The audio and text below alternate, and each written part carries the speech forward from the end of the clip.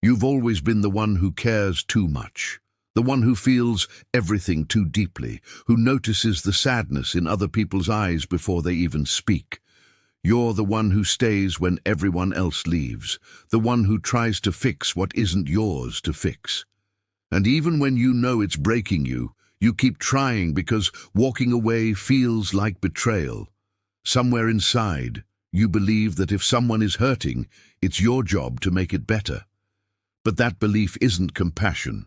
It's a wound that learned to look like love. You feel responsible for people's pain because once you were made responsible for someone else's emotions before you were even old enough to understand your own.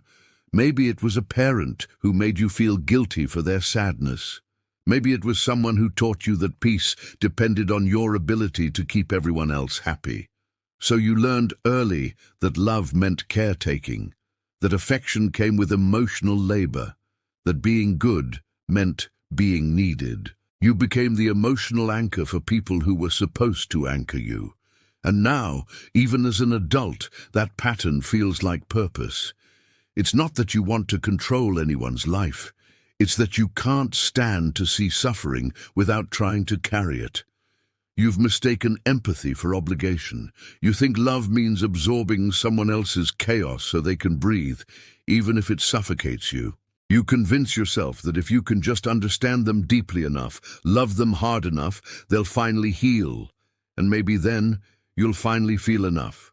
Because your identity is built on being the one who helps, the one who saves, the one who never gives up. But what if that's not love? What if it's fear? Fear of being useless, fear of being abandoned, fear of being seen as selfish. You stay busy healing others because it distracts you from your own wounds. It gives you a sense of control over pain, even if it's not yours. You don't realize that what you call compassion is often self-preservation. Because if everyone around you is okay, maybe you'll finally be safe too. You attract broken people because you see yourself in them. You recognize their sadness like a mirror.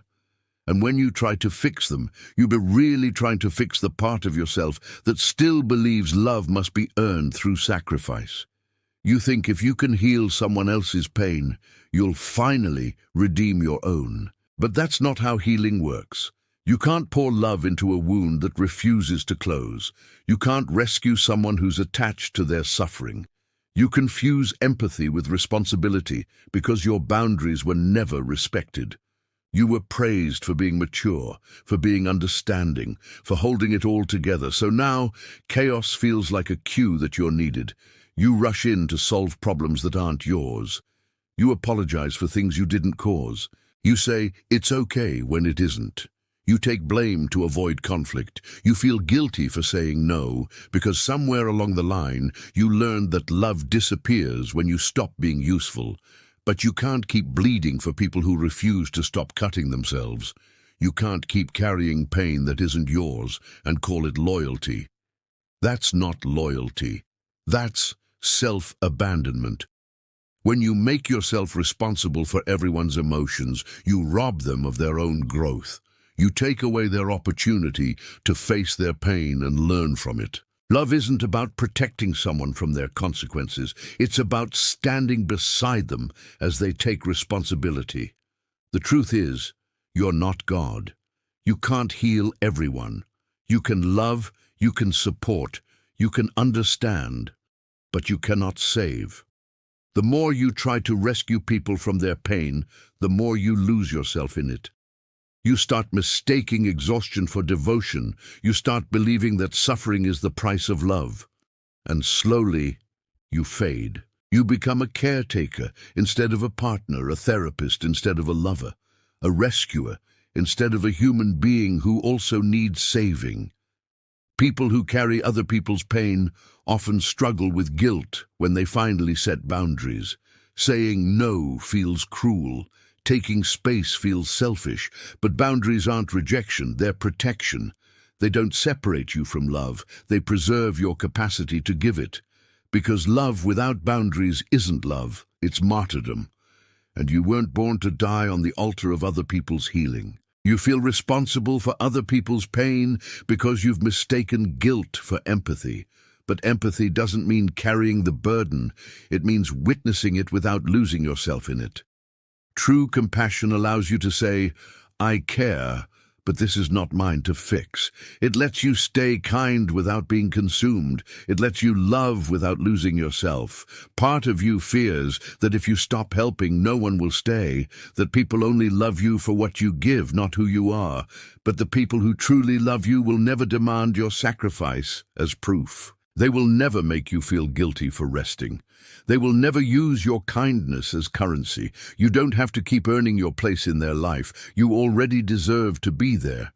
Sometimes the reason you take on others' pain is because it distracts you from your own. It's easier to fix someone else than to face your own emptiness. You tell yourself that healing others gives your life meaning, but real meaning comes when you start healing yourself. When you stop confusing love with labor.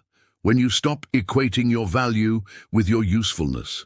You can love deeply without drowning in someone else's sadness. You can hold space for someone's pain without carrying it home with you. You can say, I'm here for you, without making it your responsibility to make them whole, because they are not your project, and you are not their cure. The people who truly heal are the ones who take responsibility for their own wounds. Your love might inspire them, but it can't save them. That power isn't yours, and it never was. You can guide, you can hold, but you cannot do the work for them. Healing is a choice no one can make on behalf of another. And you deserve love that doesn't require you to be the strong one all the time. You deserve to be held, not just to hold. You deserve to be comforted, not just to comfort. You deserve to be loved for who you are, not for how much you can endure.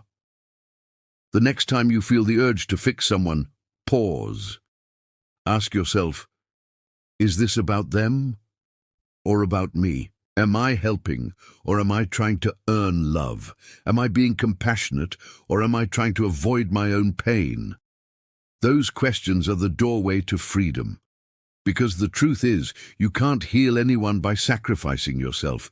You can't make someone love themselves by loving them harder. You can't prevent pain by carrying it.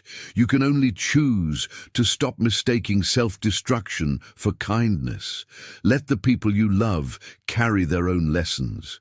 Let them fall, let them hurt, let them grow.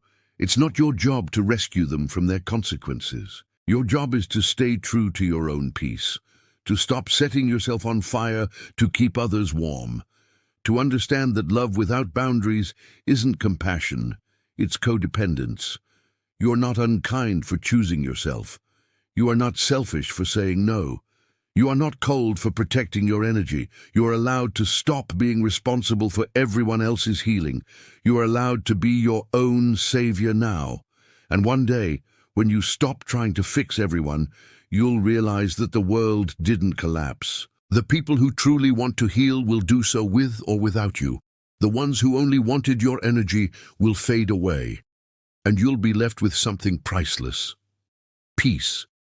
The peace that comes from finally understanding that you were never responsible for other people's pain. You just believed you were, because no one ever taught you where love ends and guilt begins. You'll breathe again. You'll feel lighter.